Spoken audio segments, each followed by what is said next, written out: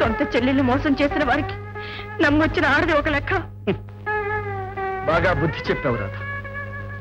కన్నతల్లిని కాదని చెల్లెల్ని అవమానించిన వాడికి భగవంతుడు శిక్ష విధిస్తాడని ఎదురు చూస్తున్నాను. అది ఈ రూపంలో నీ చేతి మీదుగా జరగడం నాకెంతో ఆనందంగా ఉంది. నా కళ్ళు తెరిపించిన నీ రుణం ఈ జన్మలో తీర్చుకోలేదు. ఈ 3000కు కొన్నేళ్ల చరవాసం నాకు తప్పదు. అదే నా ధర్మచ్యుతికి తగిన దండన, నా పాపానికి నిష్కృతి. అంత మాట్లాడకండి, నన్ను క్షమించండి. నేనే క్షమాభిక్ష కోసం వెతుక్కుంటున్నాను. దేవుడే నేను ఇక క్షమించాలి. ఏమండి? వెళ్ళకండి. ఏమండి?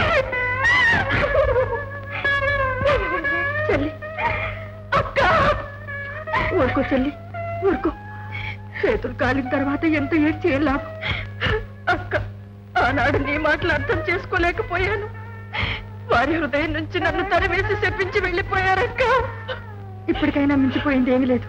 నీ నగరాన్ని అమ్మి డబ్బు కట్టి వారి క్షమాభిక్ష వెడుకు. అవే ఉంటే ఇంతసేపు ఆగేదాన్ని, ఎప్పుడో తెగ నమ్మేసేదాన్ని.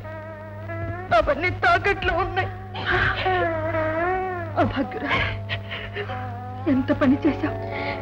లేనిపోని దర్జాలకు, అభిమానాలకు నేను నిండు జీవితాన్ని బలి చేశావు.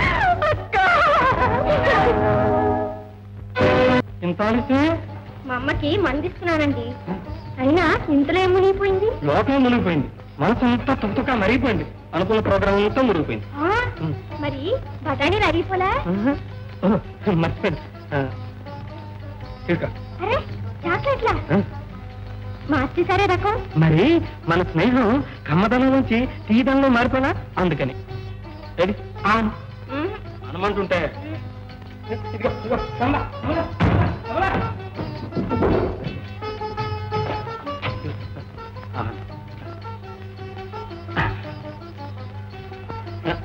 మరే మరే మనది ఓ పుల్లి కోరిక. చెప్పండి. మనం కూడా సినిమాలలాగా చిన్న డ్యూయట్ సన్నగా పాడుతుంటే. మీకంత సరదాగా ఉంటే నాటకంలో నాగుడులాగా మీరు పద్యం విసరండి. నేను చెవులు మూసుకొని హాయిగా వింటాను. మాటలు వచ్చేవే. మీ బఠానీలు తిని అమ్మ అన్నట్టుగా. కమలా,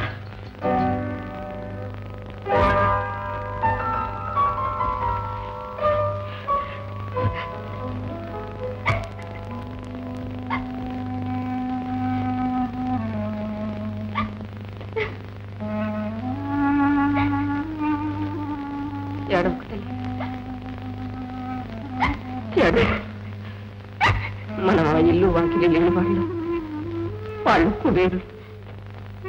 నెయ్యానికైనా కయ్యానికైనా సరిసాటి కావాలన్నారు. అన్నయ్య కాపురం చూసావుగా, ఇప్పటికే ఒక గంట ఏడుస్తుంది. నువ్వు కూడా నన్ను ఏడ్పిస్తావా? లేదమ్మా, పొరపాటి, నన్ను క్షమించమ్మా. మనం దేనికి పెట్టి పుట్టలేదు. ఈ నిర్భాగ్యురాలు కడుపున ఎందుకు పుట్టావు తల్లి? నీ ముద్దు ముచ్చట తీర్చలేని ఈ అభాగ్యురాలు కడుపున ఎందుకు పుట్టావు? అలాగే నాకు తల్లివి, దైవానివి నువ్వు.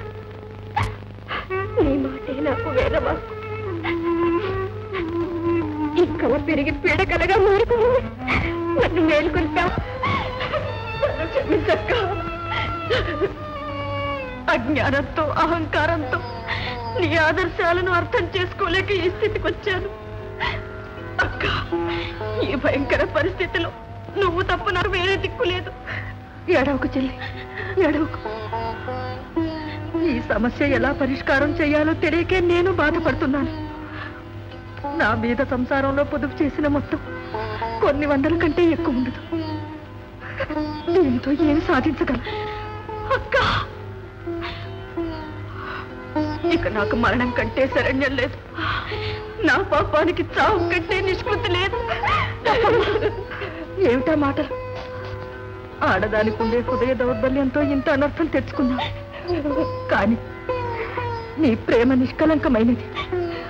అదే నీకు శుభాన్ని చేకూరుస్తుంది. చూడమ్మా, మీ నాన్నగారు లక్షాధికారి అని చెప్పావు కదూ. పోనీ ఒక్కసారి వారిని కలుసుకొని, నాన్ననా వద్దక్క, వద్దు పిచ్చిదానా, ఈ స్థితిలో కూడా ఇంకా నీకు లేనిపోని అభిమానమేనా? నీ భర్త ప్రాణం కంటే నీ అభిమానం ఆత్మగౌరవం ఎక్కువ. పద, నేను కూడా వస్తాను. ఈ పరిస్థితిలో ఏ కన్న తండ్రి కాదనలేడు. లే చెల్లి, లే.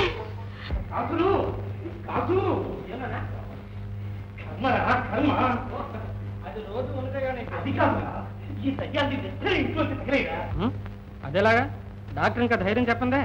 అది కాదురా సుపుత్ర, ముక్కు మొహం తిరిగిన వాళ్ళని ఇంట్లో కూర్చోబెట్టుకుంటే ఏం జరుగుతుంది? చెప్పేది వినబోయ్. మన all India bank agent Venugopal వెళ్ళాడు. వాడు 3,000 దిగడానికి హాయిగా జైల్లో కూర్చున్నాడు. చూడు, వేణు అటువంటి వాడు కాదు నాన్న. వాడి సంగతి నీకేం తెలుసురా? మన బ్యాంక్ ఏజెంటేగా, మన ఫ్రెండ్. ఆహా, అలాగురా నాన్న, మన ఫ్రెండ్స్ అందరూ అలాంటి వాళ్ళేరా. కరకట్టు బాబాయ్. ఒరే, రాను రాను నువ్వు మరి గాడిద అయిపోతున్నావు. అబ్బాయి గారు పుట్టినప్పటి నుంచి అంతే బాబు. మరో మీద గాడిద. ఇదే నీకు బిడ్డలాట నా మీద కాంపడతారా? సరేలేవో విసురు. ఒరే కాసులు, ఆ వేణుగాడు నా స్నేహితుడని నాతో అన్నట్టే ఈ కెబర్తోనూ అనసురా. నిన్ను కూడా తోసేస్తారా జైల్లో. ఏ తల్లి కన్నదో ఆ విశ్వాసఘాతకుని. కర్మం రా కర్మం.